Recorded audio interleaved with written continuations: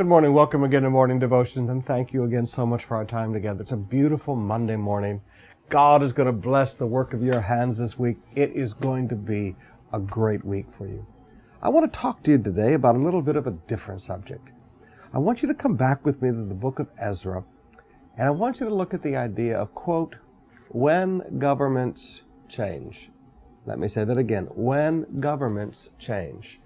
Now, I'd like you to notice that it was Cyrus who issued the order to rebuild the temple in Jerusalem. I would like you to notice that when he died, it says, at the beginning of the year of the reign of Xerxes, they lodged an accusation against the people of Judah and Jerusalem. Chapter 4, verse 6. As soon as Xerxes takes power, now they know they can't stop what Cyrus has ordered, because Cyrus is not going to change his decision just because some people don't like it. He's a great world ruler. So when the new world ruler takes an effect, Xerxes, they come to him and they lie. They say the people of Jerusalem are rebuilding the city, and everything is a complaint against the rebuilding of the city. They weren't rebuilding the city. They were just rebuilding the temple of God. But they succeeded in getting Xerxes to believe their lie. And for the entire reign of Xerxes, the temple in Jerusalem's construction stopped. Now, a new person takes authority.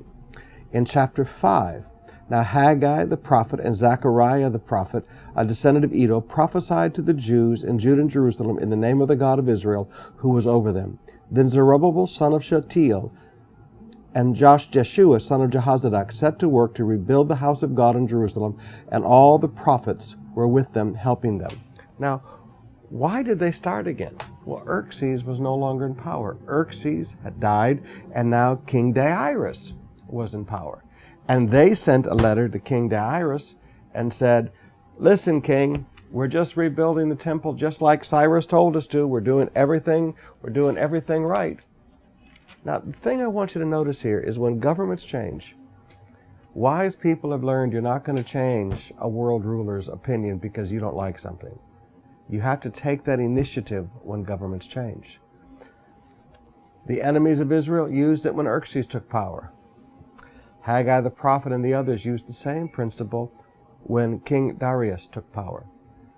Understand that when governments change, these are times of caution, because these are times when enemies will begin to move against you, and these are times when old opportunities can be revived.